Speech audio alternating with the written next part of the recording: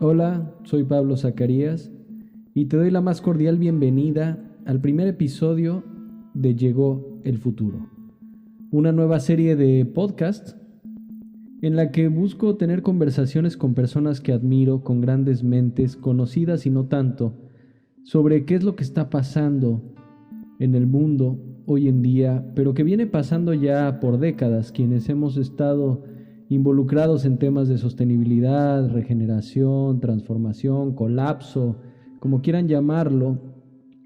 Sabemos que desde hace décadas se viene vaticinando, se viene avisando, se viene diciendo que el modo de vida que llevamos no es sostenible y que el futuro se está haciendo cada vez más angosto y menos probable.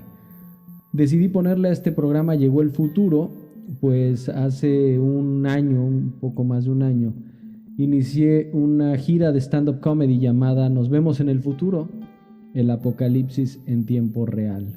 Y pues pasaron cosas, pasó esto del coronavirus y me pareció prudente empezar a tener pláticas sobre el presente que tenemos y lo que nos puede deparar un futuro cercano, lejano, posible o imposible.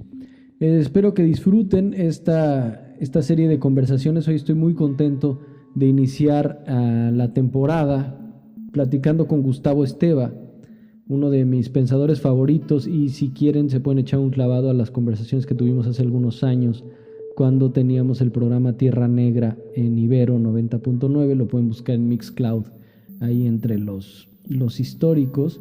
Y Gustavo Esteva es un activista de base y un intelectual público desprofesionalizado. ¿Qué significa ser desprofesionalizado? Pues lo van a escuchar más adelante. Él ha contribuido a crear y participar en numerosos organismos civiles y redes autónomas, locales, nacionales e internacionales. Fue asesor del Ejército Zapatista de Liberación Nacional en sus negociaciones con el gobierno y tomó parte activa en la Asamblea Popular de los Pueblos de Oaxaca. Ha recibido diversos honores académicos y es autor de más de 40 libros, publicados en 7 idiomas y de numerosos ensayos y artículos. Él publica regularmente su columna en La Jornada y ocasionalmente en The Guardian, así que si quieren leer un poco más de su trabajo, échense un clavado a sus columnas. Y él vive en un pequeño pueblo zapoteco de Oaxaca. Él cultiva su propia comida y colabora con la Universidad de la Tierra en Oaxaca y el Centro de Encuentros y Diálogos Interculturales. La Universidad de la Tierra en Oaxaca es un modelo educativo o antieducativo o desescolarizado, como él lo llama, donde se van a las raíces, y creo que es un modelo que vale la pena revisar, conocer y tratar de emular en nuestras comunidades, más en estos tiempos donde la educación parece cambiar de sentido radicalmente. Esta es una visión más local, más profunda, más elemental y urgente. Vamos pues con Gustavo Esteva.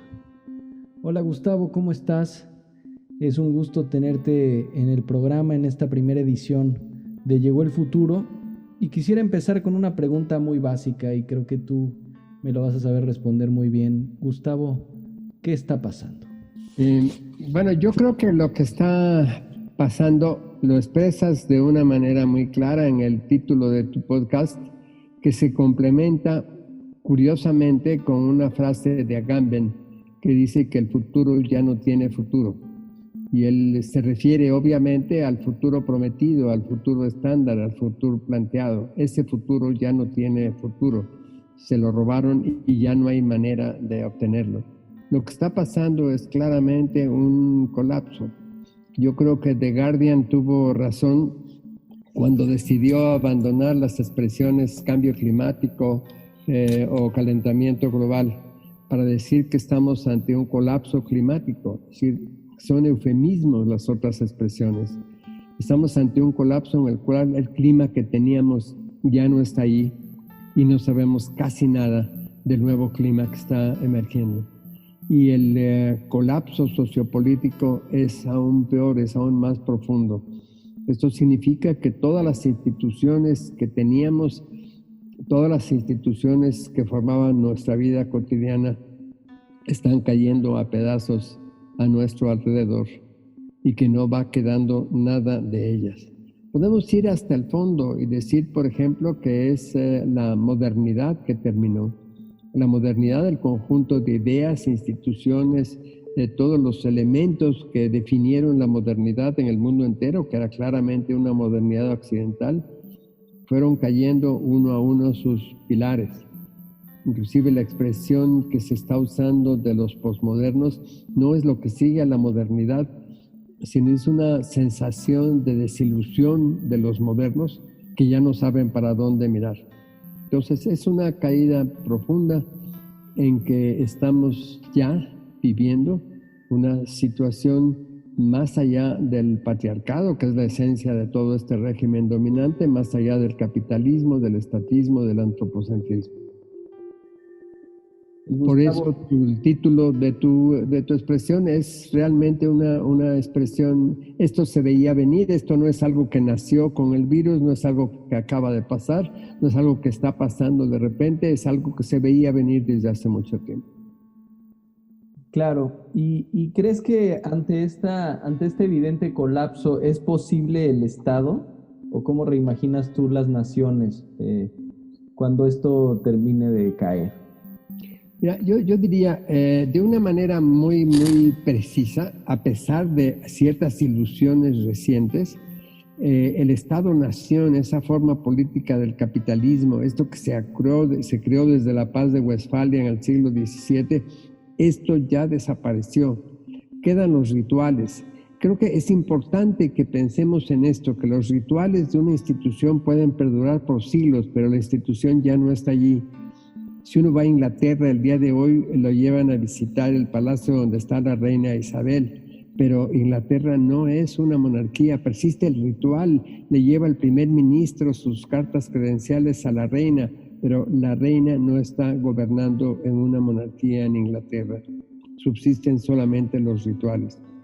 Esto significa que subsisten aún todos los rituales de los Estados-nación y existen naturalmente las banderas y las celebraciones periódicas e incluso los ejércitos.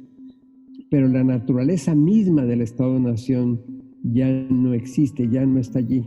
La función principal de los gobiernos en un Estado-nación, desde que nació hasta hace poco tiempo, era administrar la economía nacional. Eso es lo que hacía. El capitalismo pudo florecer en la arena del Estado-nación porque los gobiernos creaban los mercados, los administraban y corregían al capital de sus propios excesos. Los gobiernos administraban la economía nacional. Eso ya no es posible, ya no existe una sola economía nacional. Todas las economías se han transnacionalizado. No hay ningún gobierno que pueda administrar la economía de su país. Ni siquiera un país que parecería estarlo haciendo como China y que está muy cerrado y que tiene un ejercicio autoritario. No podemos decir que sea un país en que se pueda administrar una economía nacional, porque la economía china no es una economía china, es una economía enteramente transnacionalizada. Subsisten dentro de los que aún se siguen llamando Estados-nación, subsisten ingredientes como el de la policía y el ejército porque se necesitan mecanismos de control de la población. Pero la verdad, la realidad es que no podemos seguir pensando en ese horizonte y tenemos que tener un horizonte que trasciende claramente los Estados-nación. Nosotros sentimos que el Estado-nación, que los gobiernos se van cayendo a pedazos dentro de los Estados-nación, no se trata ya, como buscaban siempre todos los movimientos de derecha y de izquierda, de tomar ese aparato, tomar el poder del Estado, tomar el poder de los aparatos estatales, sino de desmantelarlos paso a paso. Y esto es lo que estamos haciendo, esto es lo que está ocurriendo en el mundo. Desmantelar, y la forma de desmantelar estos aparatos es desmantelar su necesidad. Es decir, lo que tenemos que hacer es que sean innecesarios los aparatos que se fueron creando dentro del sistema estatal. A lo mejor tendremos oportunidad por el momento en que estamos de hablar lo que eso significa, por ejemplo, en lo que se refiere a la salud, al sistema de salud, a los aparatos estatales relacionados con la salud.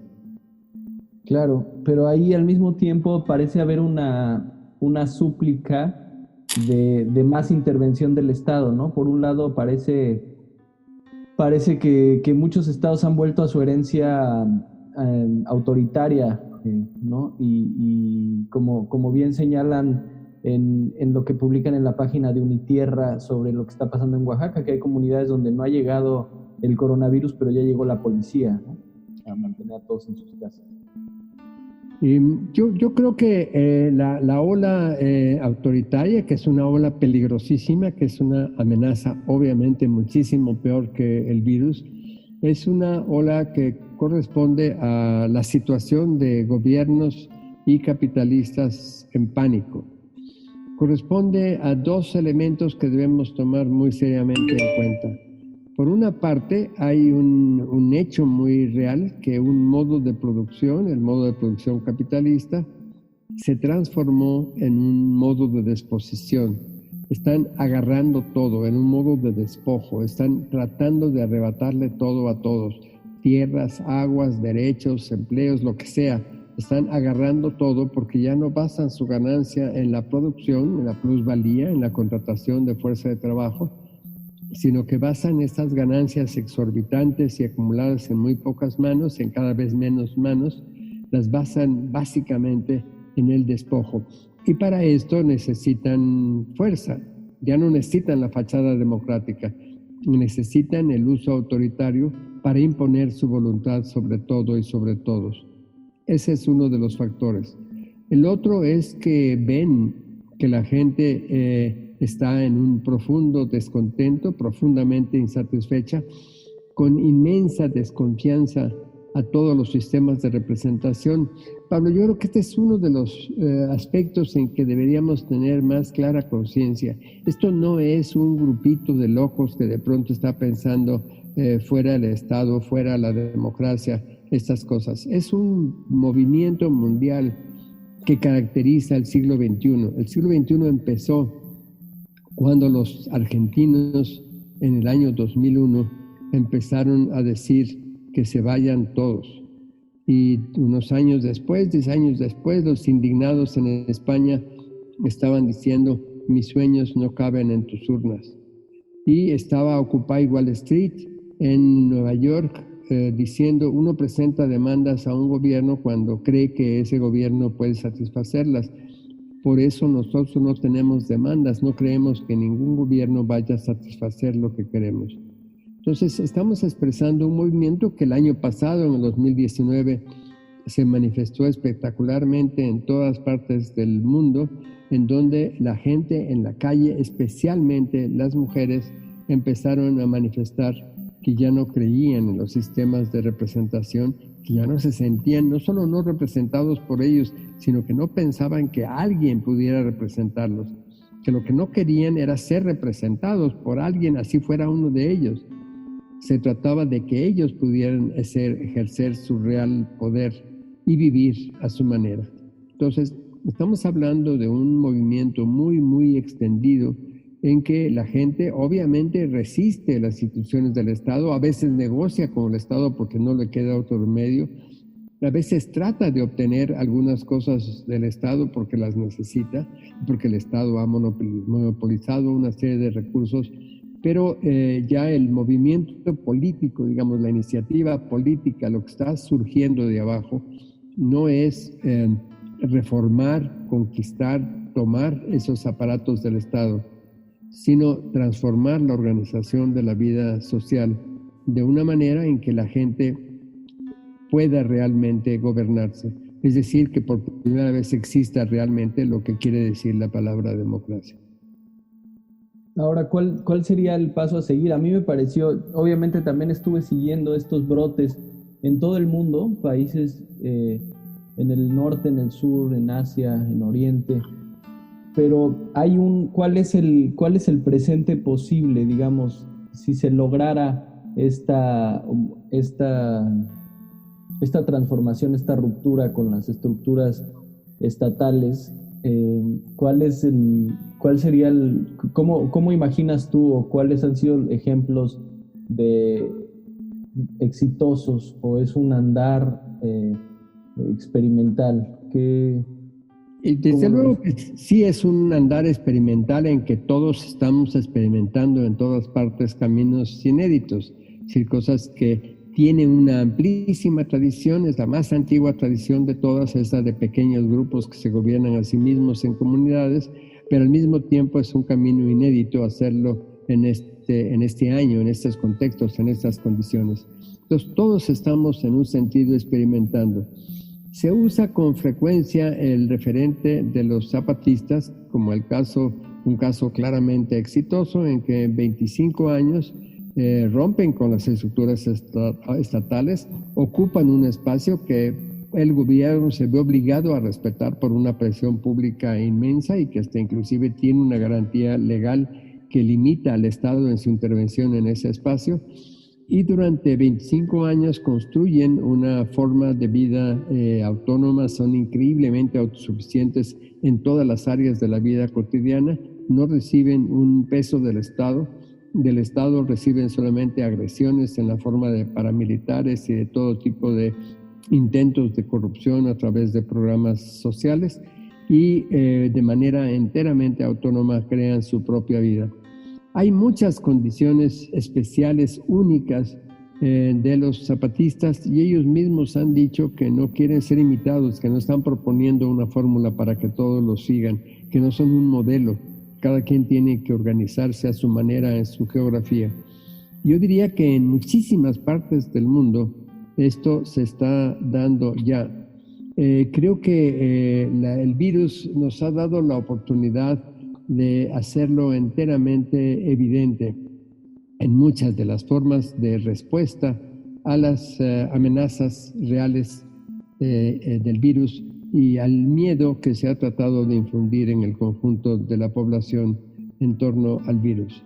En más de la mitad de las 12,000 comunidades de Oaxaca, muy pronto, es decir, estamos hablando de febrero, marzo, las comunidades en asamblea toman la decisión de cerrarse. Este es una vez más lo que han hecho a lo largo de 500 años. Periódicamente se han cerrado ante las presiones del exterior de cualquier tipo, espirituales, físicas, económicas, sociales o de cualquier índole. Estas comunidades se cierran, deciden cerrarse e inclusive se cierran ante familiares de gente del pueblo que llega de fuera, por ejemplo, los migrantes que regresan de los Estados Unidos. Se cierran y no permiten que entre nadie. Le dicen, hermanito, perdona, pero tienes que estar en cuarentena por 40 días, no 15 o 30, 40 días bajo cuarentena controlada fuera del pueblo para poder tener permiso de entrar al pueblo.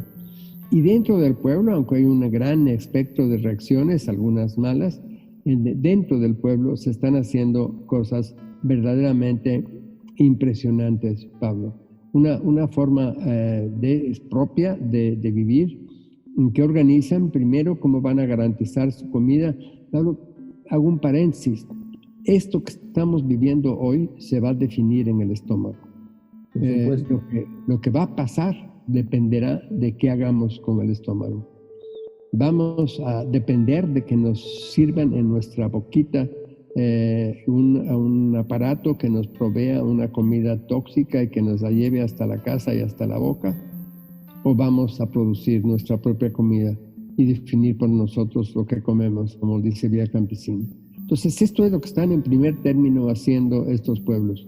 Ven lo que pueden producir por sí mismos, ven rápidamente que no pueden tener todo lo que necesitan y empiezan a concertar acuerdos con otros pueblos cercanos para organizar los intercambios para tener realmente autonomía alimentaria.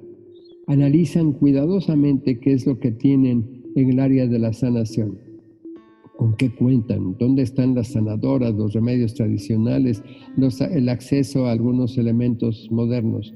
Ven cómo pueden cuidar a sus viejos, de las personas vulnerables, más vulnerables, y cómo pueden establecer comunitariamente una forma de cuidarlos adecuada. Recuperan una forma propia de aprender en libertad, aprender las cosas de la comunidad y aprender también otro tipo de cosas. Se trata de reconquistar plena autonomía, aprovechando la coyuntura. y sabiendo algo que empieza a ser conciencia clara para muchos millones de personas.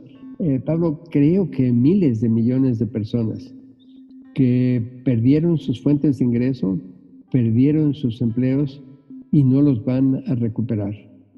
Que no habrá posibilidad de que para muchísimas personas regrese su forma normal de subsistir. Y empiezan a sentir con mucha claridad que ni el mercado ni el Estado va a poder ocuparse de ellos. Que no es cierto, que a lo mejor provisionalmente, en forma transitoria, les dará algún dinerito y les dará alguna forma de apoyo a su subsistencia elemental, pero no puede ocuparse establemente de ellos. Entonces la gente está viendo cómo se organiza para sobrevivir con base en sus propias fuerzas, con base en su propia organización. Entonces esto se está poniendo a prueba en todas partes. Se pone a prueba en estas comunidades que son realmente ejemplos, de un ejemplo muy, muy avanzado de cómo se construye una alternativa, pero también en Nueva York, también en las grandes ciudades, también en todos los aparatos. Se nos están multiplicando los ejemplos que los leemos por amigos todos los días, de cómo en todas partes esto se está replanteando. Un mecanismo muy conocido que aparentemente empezó en Japón, pasó a Alemania y se hizo epidémico en Estados Unidos y Canadá, es lo que llaman allá el Community Supported Agriculture o Community Shared Agriculture en Canadá. Que implica un grupo de consumidores urbanos que se organizan, ya sea un pacto, un acuerdo con un grupo de productores del campo, de farmers, para poder conseguir los alimentos que prefieren, los alimentos sanos que quieren en el tiempo y en las condiciones adecuadas. Los productores tienen un mercado alternativo seguro y los consumidores tienen una fuente confiable de los alimentos. Esto empezó hace mucho tiempo, empezó a crecer, creció mucho tanto en Estados Unidos como en Canadá, se convirtió en una costumbre para muchos grupos. Me han dicho, nadie puede contar todavía, que en el curso de los últimos 3 meses, el número de grupos que están en esto se duplicó.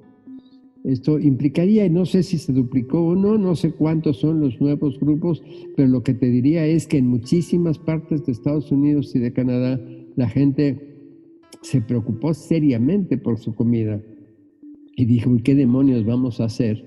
Y no vamos a seguir dependiendo de los malls y no vamos a seguir dependiendo de Uber Eats que nos traiga la comida hasta la casa. Vamos a tratar de organizarnos por nosotros mismos.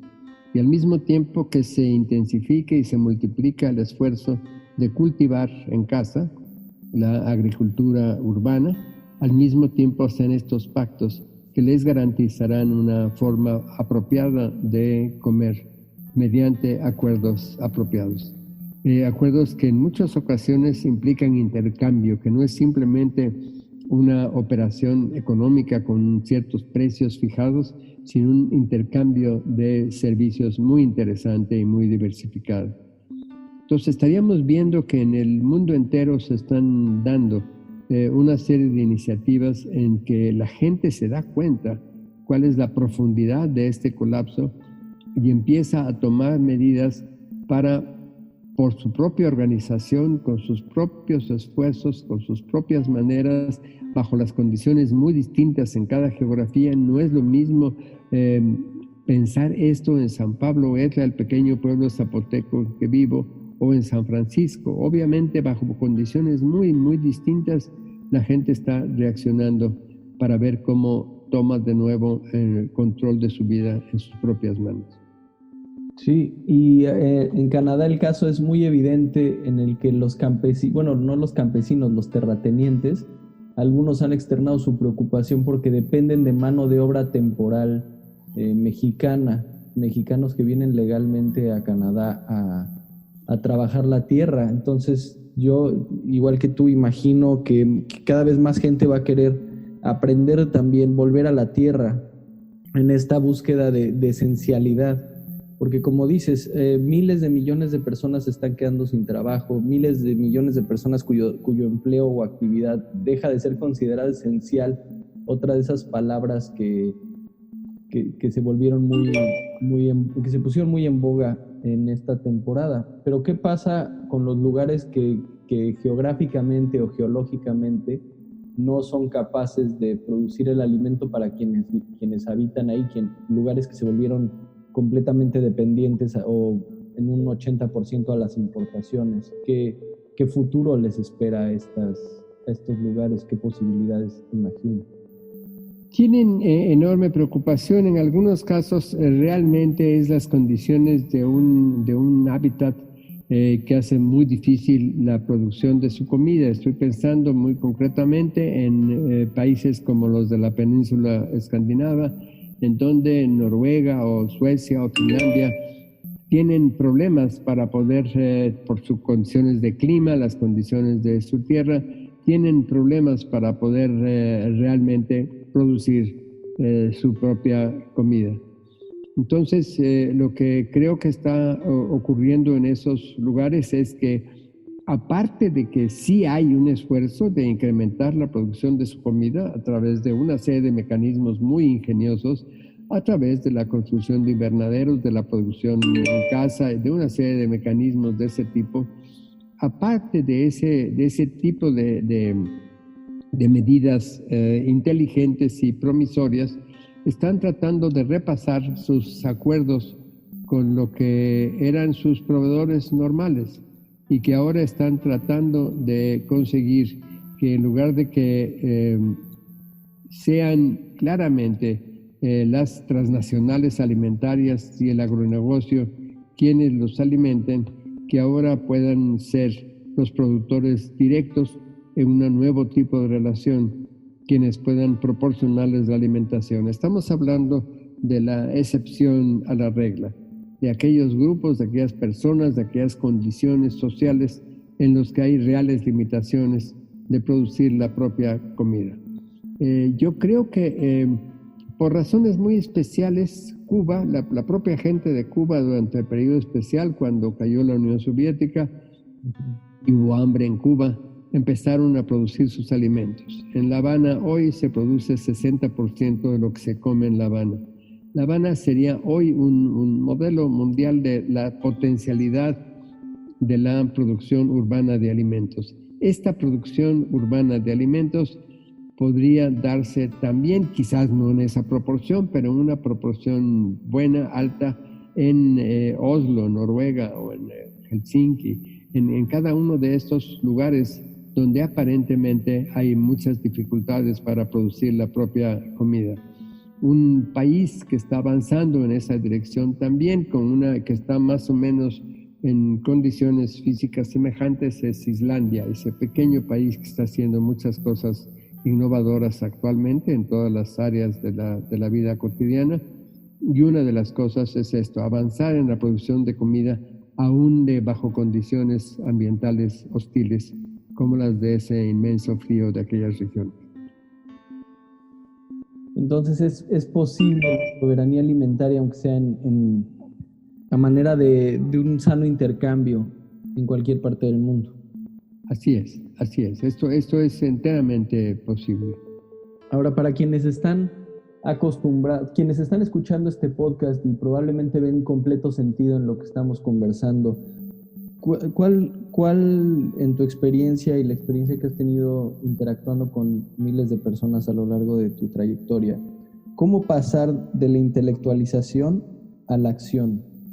¿Cuáles serían las acciones cotidianas que alguien que a lo mejor era un completo instrumento de la industria, del intelecto, de estar sentado en la computadora 8 horas al día, que ahora se tiene que repensar en su cotidianidad? ¿Cuáles para ti son esas acciones que alguien tiene que hacer para pasar de la intelectualización de este colapso a la acción? Yo creo que el primer paso, realmente el más importante, el paso decisivo, es saber que no podemos hacer las cosas solos. Es decir, que no puede ser un esfuerzo individual. Es decir, yo de pronto decido que yo voy a cambiar y empiezo a cambiar. Eso no lleva a casi ninguna parte. Esto implica que se trata de empezar a gestar, algo que puede llamarse comunidad. Hay un número muy grande de personas que no tienen la fortuna de pertenecer a una comunidad, de estar en una comunidad, de ser expresión de una comunidad, de tener un nosotros fuerte que los identifica y que los afirma, sino que han sido criados, formados, constituidos en forma individual en una sociedad urbana moderna. Allí el camino más, el que yo creo que es un camino necesario y quizás el único, es el de la amistad. Es decir, que no es buscar algunas gentes que piensen como yo, que tengan la misma ideología, que tengan la misma orientación, sino buscar a mis amigas y amigos. Y los amigos profundos, todos tenemos 1 millar de amigos, pero amigos, lo que se llama amigos, tenemos unos cuantos. Quizás que los dedos de las 2 manos sobran para contar a esos amigos. Con esos amigos y amigas podemos empezar a pensar cómo juntos vamos a enfrentar juntos en esa especie de nueva comunidad que ni siquiera tienen que vivir juntos, no tienen que estar en el mismo condominio, a lo mejor viven en 7 puntos diferentes de la ciudad. Pero esos 7 juntos, que se juntan de vez en cuando, aunque ahora estén confinados, esos 7 juntos empiezan a pensar cómo enfrentar, y lo que decíamos hace unos momentos, el punto central de la batalla, que es el estómago. ¿Cómo vamos a enfrentar juntos la comida? Pablo, medio en broma, medio en serio, hemos dicho que, es muy fácil empezar a cultivar la comida en casa, y celebramos a todos y todas las que se ponen a hacer algo en su casa y que empiezan con una macetita y ponen una semillita y empiezan a cultivar algo. Pero en esta actividad de cultivar en casa podemos producir tomates reaccionarios o tomates revolucionarios. Si lo hacemos porque es de moda, porque se ha puesto de moda, porque ahora en todos lugares venden macetitas y pueden ir a Walmart a comprar sus semillas y los otros ingredientes y hasta un manual para decirles cómo siembras tu tomatito, son más de lo mismo, y lo que saldrán son tomates reaccionarios. Pero si es un grupo, ese grupo de amigos, y juntos lo van a hacer, y van a pensar cómo aprenden juntos, cómo combaten juntos una plaga que apareció en una de las casas, cómo van a poder compartir semillas y compartir lo que salga de sus macetas, de sus terrazas, de sus patios traseros. Ese pequeño grupo de amigos que forma una nueva comunidad, y a dónde tenemos que agregar ahora, gracias al virus, a los vecinos, inclusive aquellos con los que no nos hablábamos y con los que ni siquiera saludábamos. Cuando nos empezamos a preocupar por nuestro espacio, por nuestro lugar, por el lugar en que vivimos, y tratamos de dejar de ser residentes o transeúntes para convertirnos en habitantes, con esos pequeños grupos de la comunidad de vecinos, la comunidad de amigos, podemos empezar a crear ese paso decisivo de empezar a cultivar nuestra propia comida. Y claro, una vez que se empezó allí, inmediatamente viene ese acuerdo con un grupo de campesinos, de productores de la zona, que nos pueden abastecer de aquellas cosas que no vamos a producir. También se puede organizar, esto hemos encontrado que les encanta a las niñas y niños y a los jóvenes, que es empezar a procesar alimentos. No solamente es producir unas plantitas, sino también empezar a procesar alimentos. No sé si supiste, Pablo, se produjo una escasez repentina en muchas ciudades norteamericanas como Nueva York de yeast, la harina que se utiliza, la levadura que se utiliza para hacer pan. Sí. De pronto, en estas condiciones, por el confinamiento, la gente no solo empezó a comprar y que le llevaran a la casa su comida, sino que trató de nuevo de ponerse a cocinar y aprender las cosas que sabían en muchísimas casas, que se sabía cómo hacer pan. Se pusieron a hacer pan y hubo tanta gente que se puso a hacer pan que de pronto ya no había la levadura en las tiendas. Y hubo que empezar hasta importar de otras ciudades la levadura por tanta gente que se puso a hacer pan. Esto es epidémico, esto se contagia. Esto es una epidemia buena. Sí. Este es el contagio magnífico de las iniciativas transformadoras y autónomas. Ahora, ¿se puede tener una iniciativa autónoma sin confrontar el Estado? Porque quienes hemos seguido de cerca el movimiento zapatista y los caracoles y todas las innovaciones en educación, en soberanía, en sostenibilidad, ¿por qué el Estado insiste en interrumpirlo, en atacarlo? ¿Por qué se siente amenazada la estructura? Si son personas al final, ¿no? Jugando, como bien dices, en muchos casos una simulación que ya carece de funcionalidad al ser dominada por el mercado y por la complejidad del lugar que supuestamente gobiernan. ¿Por qué en vez de replicar, por qué en vez de aprender, atacar? Porque son un ejemplo peligroso. Efectivamente muestran que el Estado no hace falta, que no solamente no hace falta, sino que sobra y es un parásito del que debe uno prescindir. Entonces ese ejemplo que ponen los zapatistas es para el gobierno un virus insoportable, un virus a exterminar, es algo que no vaya a contaminar al resto de la gente. Y lo que pasa es que primero los zapatistas han contaminado a todo mundo, es un ejemplo que ha sido utilizado como referente en el mundo entero, pero además es un virus que contagia algo que se busca porque ya está allí. Es un virus que ya estaba entre nosotros, que era una vieja forma dormida de resistencia. Sí, es cierto, se creó la ilusión de que el estado de bienestar nos va a dar una serie de cosas, nos va a dar bienestar, nos va a dar una serie de condiciones apropiadas. Cada vez más esto se convirtió en una experiencia negativa. Primero, tu pregunta, que es muy pertinente, ¿puede hacerse esto sin enfrentarse al Estado?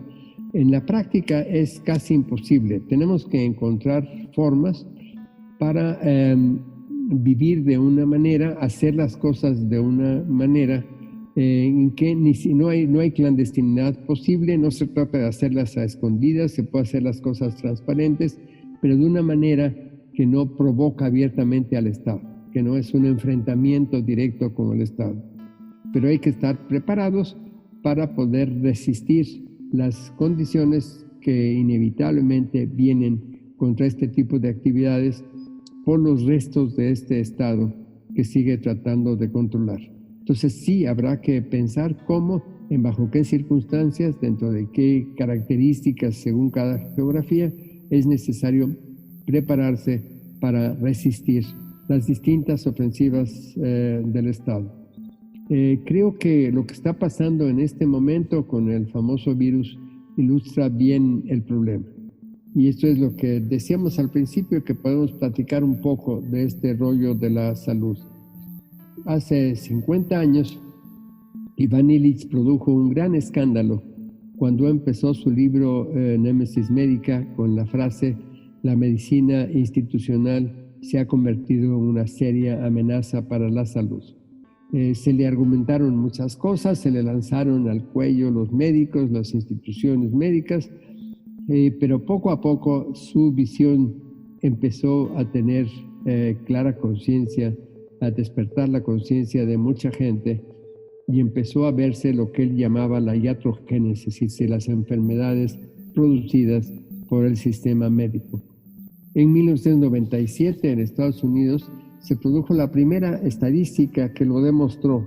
Ese día midieron que las enfermedades y muertes causadas por médicos y hospitales fueron mayores que las vidas que salvaron o de las enfermedades que curaron.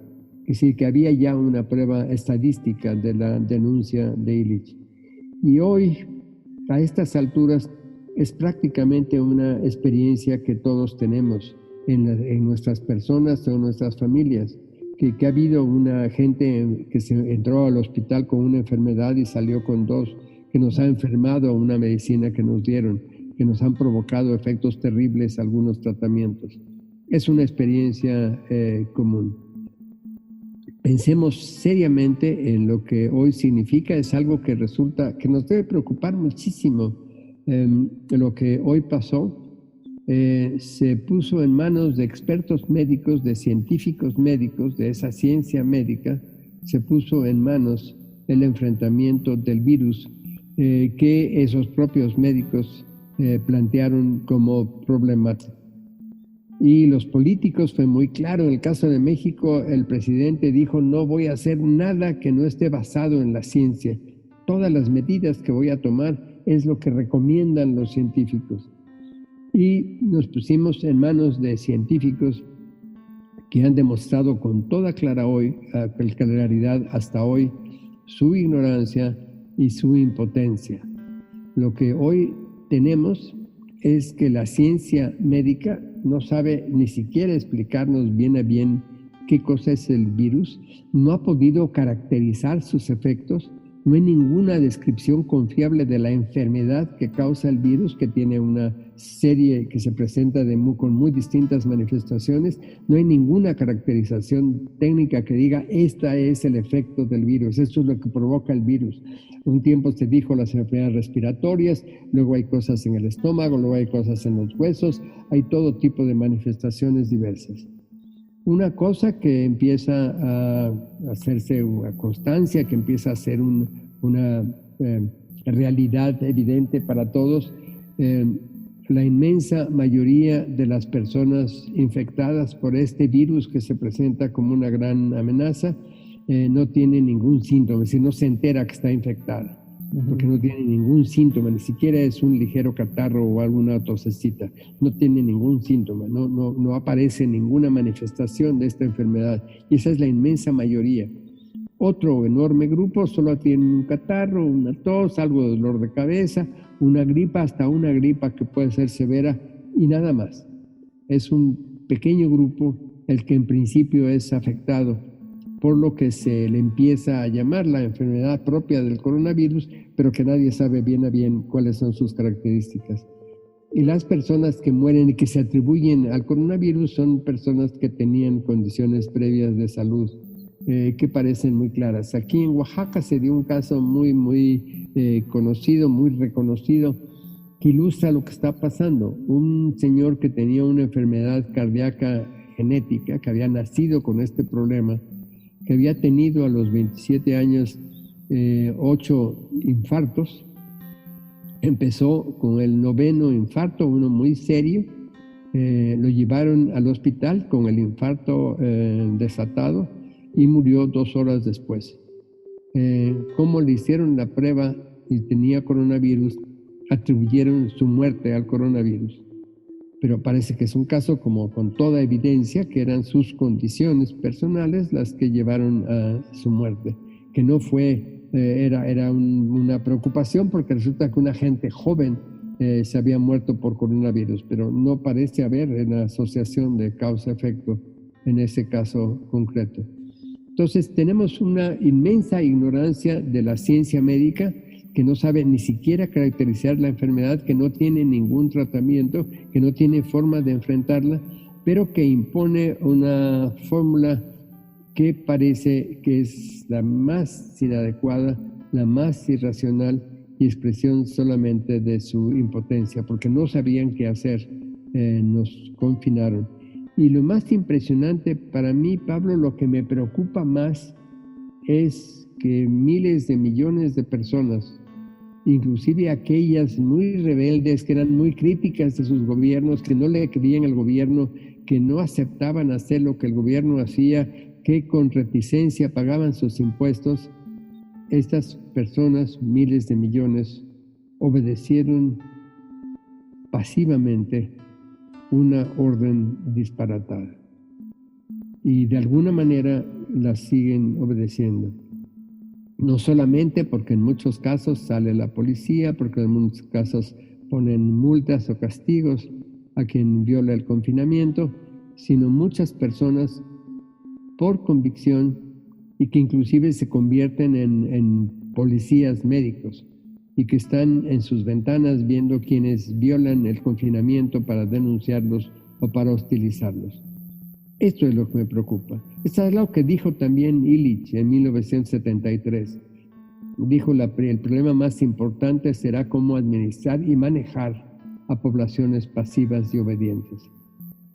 Esto es un experimento de obediencia pasiva de miles de millones de personas que agacharon la cabeza por el miedo que les crearon, por el miedo que provoca esta reacción. Dentro de las muchísimas opciones que había frente al virus real, frente al problema real que se tenía enfrente, había muchas opciones de qué hacer y parece que se eligió la más inadecuada.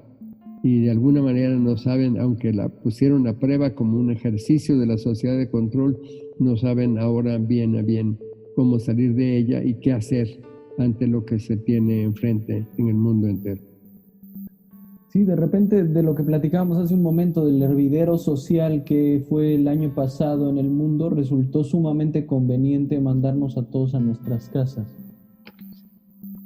Así es, encerrados y sin poder salir, no se pueden hacer ya manifestaciones, son inmediatamente reprimidas en nombre de nuestra propia salud. Lo que ahora se ha hecho muy evidente, esto lo reconocen todos los gobiernos, que una de las razones del confinamiento y de este sistema de la sana distancia, etcétera, se debe a tratar de proteger el sistema de salud, porque el sistema de salud colapsado por haber sido abandonado por las políticas neoliberales no puede atender una explosión de enfermos y entonces para graduar, para aplanar la curva, para lograr manejar, tener un número de infectados que requieran atención hospitalaria, que sea el sistema capaz de enfrentarlos, se ha hecho todas estas medidas. Pero lo que yo quisiera volver es cómo es este sistema de salud, de qué se trata, qué definición de salud están utilizando para ofrecernos salud a todas las gentes. ¿Qué cosa es lo que nos ofrecen? Todo este sistema de salud que hoy está colapsado ha sido claramente, como decía Ehrlich, un sistema contraproductivo, que en lugar de ofrecernos una condición sana de vida, nos ha estado enfermando sistemáticamente. Pablo, en este proceso se ha convertido en el más grande negocio, en el negocio más lucrativo del mundo. La industria farmacéutica genera hoy ventas por 1 millón de millones de dólares. Y no cuento los médicos y los hospitales, estoy contando nada más una parte de la industria de la salud, la industria farmacéutica. Estamos hablando de 1 millón de millones de dólares y de un conjunto de medicamentos, un conjunto de productos que cada vez más nos están enfermando. Quisiera poner un ejemplo que nos toca mucho a nosotros aquí en Oaxaca. Padecemos en una medida muy alta diabetes y obesidad, incluso entre niños. Es una cifra muy alta, Pablo, sumamente grave. Hemos estado de 1000 maneras tratando de ver qué hacemos con ello. Lo que hace el gobierno, lo que hace el sistema de salud es continuar y prolongar esa diabetes y en algunos casos agravar la condición de los diabéticos con algunas de las enfermedades que más daño hacen, aunque parecen mantener bajo control algunos aspectos muy dañinos de la diabetes. Quisiera poner un ejemplo de algo que podemos ver inmediatamente por qué con este sistema no se puede hacer nada. Coca-Cola llega a más lugares que el virus. Está hoy en más lugares que el virus. Y se sabe perfectamente bien, hay cualquier cantidad de estudios que demuestran los inmensos daños que hace la Coca-Cola. Cómo es una de las causas principales de la diabetes, cómo realmente es fuente de enfermedades, como causa todo tipo de efectos dañinos en la condición de la gente, más allá de monopolizar agua, etcétera, de dejar a mucha gente sin agua y demás. Es una auténtica pandemia, es una enfermedad que está afectando a una inmensa cantidad de la gente. es algo que se podría resolver de un día para otro sin confinar a nadie. Que bastaría legislación que prohibiera la producción y venta de este veneno, como se prohíbe la venta de ciertas drogas por los daños que causan. Puede demostrarse el carácter de droga de la Coca-Cola, que es una adicción, y puede prohibirse. Y prohibir la Coca-Cola causaría enormes beneficios en el mundo entero. Ahora, sabemos que no lo pueden hacer nuestros gobiernos, que ningún gobierno se lo ha podido plantear con seriedad.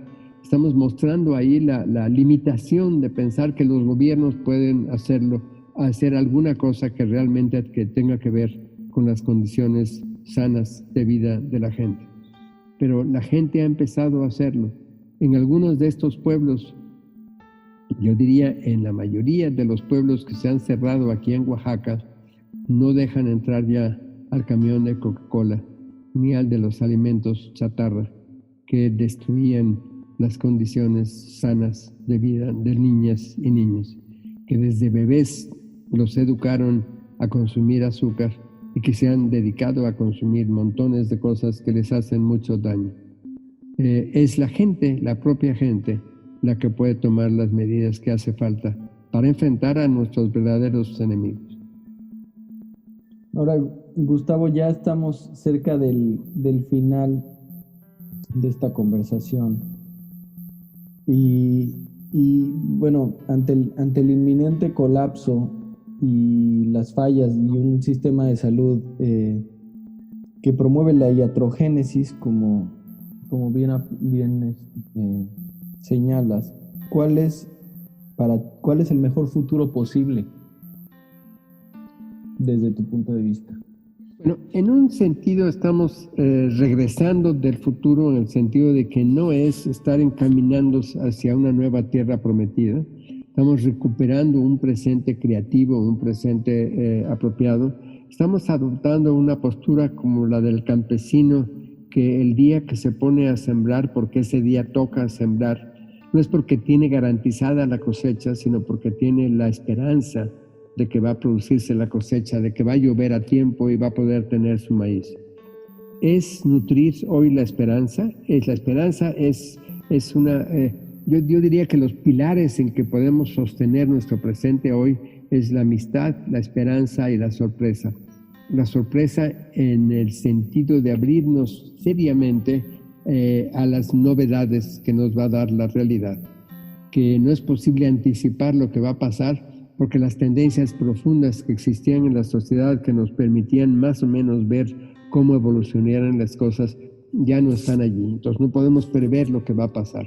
Pero, sin duda alguna, podemos construir un presente promisorio y al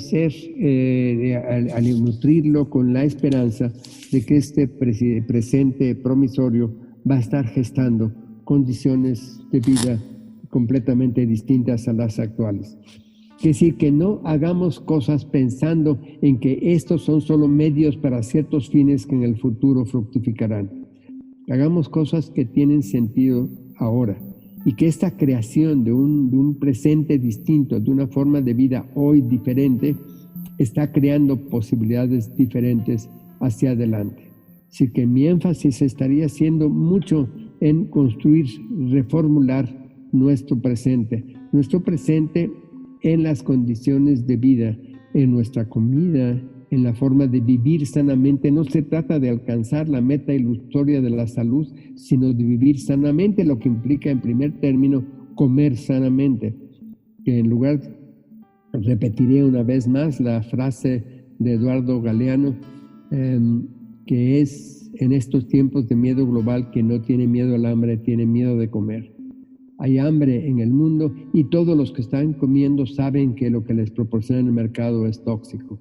Entonces, para hoy tenemos que ponernos a producir alimentos sanos que nos permitan vivir sanamente. Esta sería una condición fundamental. Vamos a tratar de aprender en libertad, no colgados de un sistema educativo contraproductivo, domesticador, que nos tiene presos de un formato obediente y pasivo de existencia. Vamos a crear condiciones para que podamos ser de nuevo habitantes, que podamos crear y recrear por nosotros mismos el lugar en que habitamos. Estos son condiciones que todos, en mayor o menor medida, podemos empezar a hacer, a transformar, a actuar en nuestro presente de hoy. Hay unos que pueden hacer muchísimo, como están haciendo estas comunidades de Oaxaca que están reconstruyéndose completamente, sabiendo que ya no van a poder salir a trabajar, que ya no van a poder salir a vender sus productos, que tienen que vivir con autonomía. Lo están haciendo de manera genial, como los zapatistas que se cerraron por completo.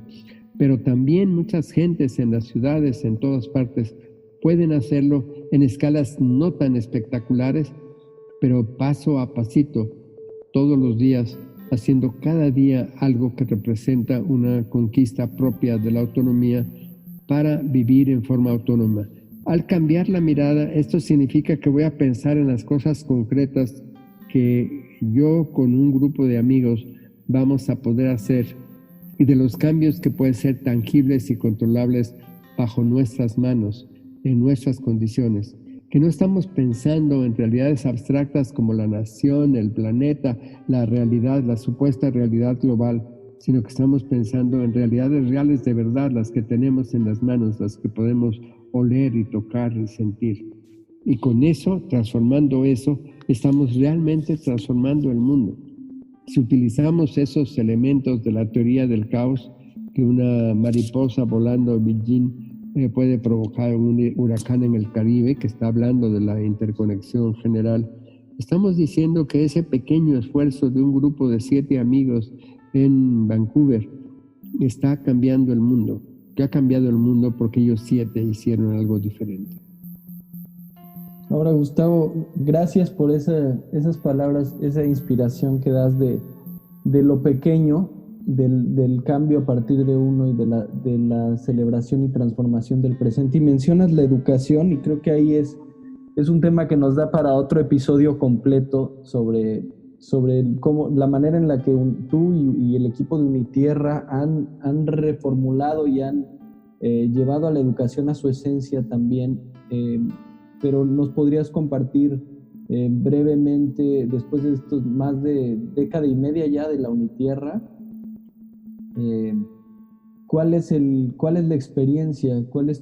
¿Hacia dónde iríamos en cuanto a la educación? Viendo obviamente una de las estructuras que se colapsa junto con el capitalismo, el patriarcado, la modernidad, como lo queramos llamar, es el modelo de universidad, esta trayectoria desde el kinder hasta la universidad de un ser productivo y funcional para una sociedad en concreto industrial. ¿Cuál ha sido la experiencia de la Unitierra y si crees que es un modelo replicable? Bueno, veo que ya hay un par de esfuerzos en otras partes como en Cataluña y pues ¿cuál es el lugar de la educación también para toda la gente que ahora se quedó en casa con sus hijos y volvió a sus manos la labor de educar cuando se lo habían asignado ya a un tercero?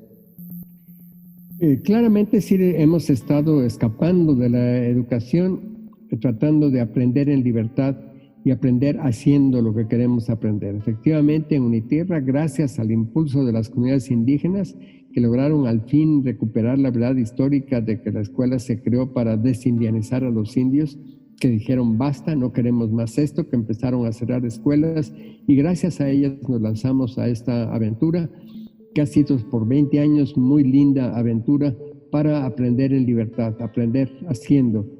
Fue un intelectual zapoteco el que nos dio nuestro nombre, nos dijo esta universidad debe tener los pies en la tierra siempre, en la madre tierra y ocuparse de la madre tierra. Y así por eso nos llamamos Universidad de la Tierra. Nos pusimos Universidad de la Tierra en Oaxaca porque quisimos mantener escala, es decir, teníamos que ser pequeños, no demasiado grandes, mantener escala humana para aprender juntos, sin maestros, sin diplomas, sin currícula, aprender lo que cada quien quiere aprender, haciendo eso que quiere aprender, aprendiendo con alguien que está haciendo eso que se quiere aprender. Esa ha sido nuestra experiencia de aprender en libertad. Es muy impresionante como la mayor parte de los que han pasado, quizás todos los que han pasado por mi tierra, están haciendo lo que aprendieron con nosotros en sus propias comunidades, en sus propios pueblos. Las comunidades mismas los jalan de nuevo, decir, ya sabemos que sabes esto, ahora queremos que lo vengas a hacer aquí. Y obtienen dignidad de ingreso en su propio espacio, en su propia comunidad. Una gran bendición fue que descubrimos que los jóvenes y jóvenes no tenían recursos para venir a Oaxaca, y decidimos ir nosotros a comunidades y ahora aprendemos con las comunidades lo que las comunidades quieren aprender. Es una experiencia bellísima.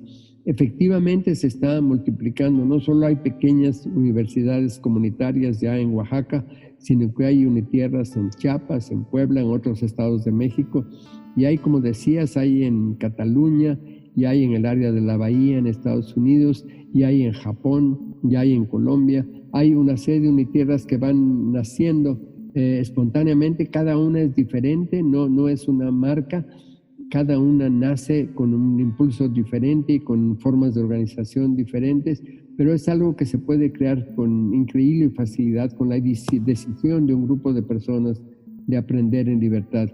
Creo que este es el momento para que esto se multiplique. Como decías, los padres y los niños y las niñas tuvieron que aprender de pronto lo que significa la educación y los horrores que vienen asociados con la educación.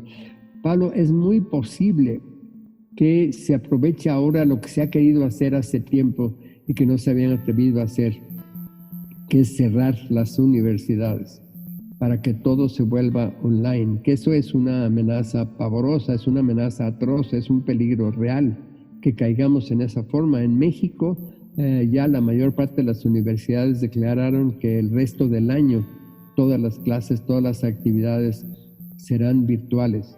Es algo sumamente grave. Es el momento en que podría romperse con esa estructura, con esta estructura de domesticación, para aprender haciendo lo que se quiere aprender y aprenderlo con quienes saben hacerlo, aprendiendo las cosas que tienen sentido.